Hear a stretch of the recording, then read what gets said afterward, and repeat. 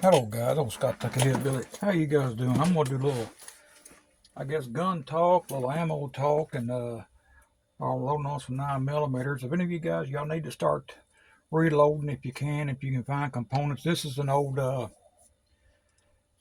Lee Classic turret press I've got it set up so I don't have to worry about my powder. I got my powder drop already showed, but show you how quick you can load some rounds on this old press. The only thing that's broke on this press is the spring on this damn little primer arm here, but I've got the powder throw, which throwing 4.3 grains of powder. So there's the bullet seat and there's the bullet crimp. There's one. And while you're just sitting out here just talking and doing on stuff, you can turn out some handgun rounds pretty quick. I got this light here on my press to check my powder throw to make sure I'm getting some in each piece of brass. And what has helped me sometimes on this 9mm, because sometimes you get it go through your full length resizing die. It's pretty stout to pull through it sometimes. I know a lot of guys might ridicule me on it, but just for this 9mm load only, I use some of that Hornady one shot on it. I don't use it on my rifles. I got my own little pre-mixture made up on my rifles. But you can see just by me sitting here doing this that you can turn out some ammo pretty quick on this old press. And it's probably one of the cheapest presses you can get. I've had it now for this model here. I think we got it in 2010. And I have really cranked out the ammo on it. From 270, 30-06, 223, 30-30, 10mm, 45 ACP, 38 Special, 380, 9mm. I run the gamut on this press, and on my rifle loadings, I'll take out the index rod to where I index it manually so it doesn't automatically index on the turret head up here. But when I'm doing my handgun rounds, I let it index automatically, and you can see it. You know, just by an old press like this, you can crank out some rounds pretty quick, and just especially when you got it all set up and you know your powder throw is dumping the right amount of powder. And of course, on my handguns, if I'm off 1/10 of a grain, I'm not going to whine about it because I'm not shooting precision. This is just clinking rounds here. So it's not nothing to get whine about. All right, let me pause you for a minute and I'll get you a little bit closer to the press and I'll keep talking.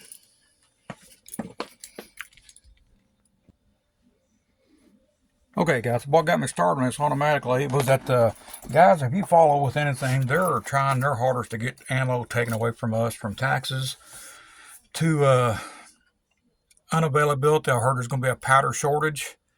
That's going to be the next component now. It's going to be hard to get. It's been primers. They raised it.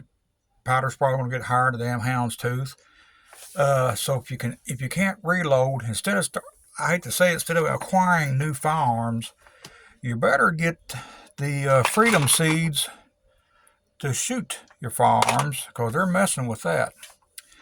Thank goodness a buddy of mine, Jim, at work, he was generous enough. He gave me 1,000 rounds. There's a Guilla. So thank you, Jim. Appreciate that so much. I've already shot a few out of it. You can see I crank out my 9mm myself. I got about 7,000 primers left, so I'm good to go. That's running some of this, what is it, Servicio primers. That's the primers I'm using if that gets in there. I got 5,000 of that, and I got 2,000, well, I'm sorry, I got 1,000 CCI small pistol, and I got 1,000 CCI small pistol Magnum primers. I've even used them. Just watch my loading. To get on my shotgun ammo, guys, y'all seen a while back, I got a reloading press for shotguns. It's just a lead load all, because I'm just starting on that. I load up about 30 of these shotgun shells. This is just number 8 shot with, I think I'm using some Clay's powder. These are already primed holes. I think they're Cheddite holes from Ballistic Products, and these worked great. I shot them through my single shot, and my old thumper, and I shot them through that bolt action shotgun I got. I think it's a Revelation Model 190 or no 312. I'm sorry, but it's the same thing as a Model 395 that Mossberg made. That thing did good, except the magazine wants to drop a little bit. The magazine catch is not holding up her, so I had a few feeding issues every once in a while around the bolt. Of course, only holds 2 in the magazine, so I mainly just got that gun just to have one.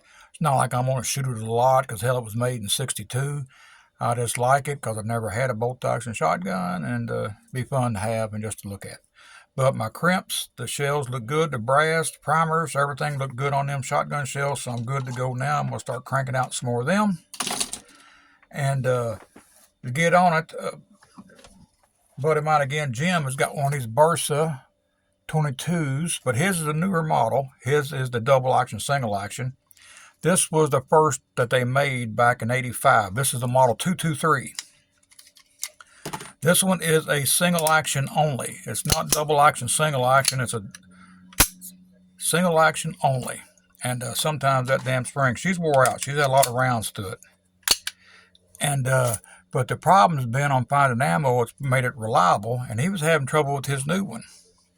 So what he did, and I hate to say it, I didn't even be the guinea pig, but he thought of it. He watched some videos and cut probably maybe 3/4 of an inch off the recoil spring. I think he might have cut a little bit more, so hell, I clipped this one off. I'm going to give it a try to see if it works. If not, I can always get another damn recoil spring from Bersa, just get one just like for his gun.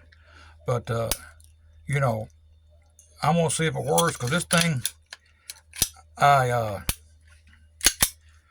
don't want to get rid of it, because like I said, this was the first year they made these. They didn't make very many of these in single action only, and there's not very many videos on them. I think me and another guy, maybe his is in Spanish, there's not very many videos on this model 223.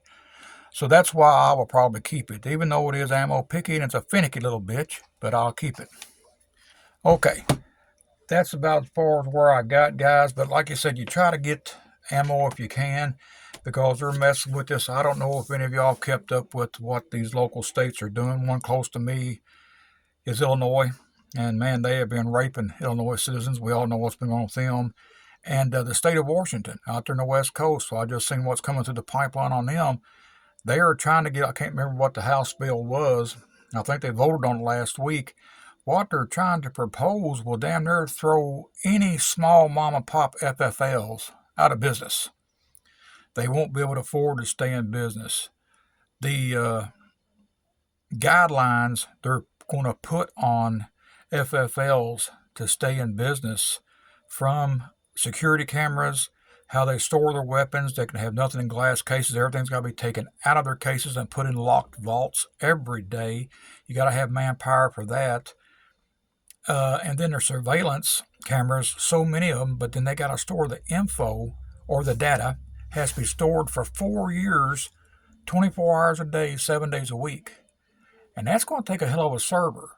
And what I've read, it could cost close to $250,000 for somebody to get a server to take care of that kind of data for the state of Washington. And a lot of these mom and pop places just not going to have the money to do that. So that's how some of these damn liberal states are going to try to run these damn businesses out of business. It's only your big brick and mortar stores, Cabela's, Bass Pros, or what the hell ever can maybe afford to stay in business like that. So guys, we've got to be vigilant on what we vote for, what we do. We got to start being a little more mouthier in our capitals, because the Second Amendment, they're trying to erode it away from us, and then we've gone to hell if they do. But I'd start buying ammo, guys. Powder, ammo, primers. We've always said it, but now is a dire need, because they found the formula to take what we use to have fun in our hobbies away from us. Okay, guys, as always, oh, Hillbilly loves you. God bless. Talk to you later.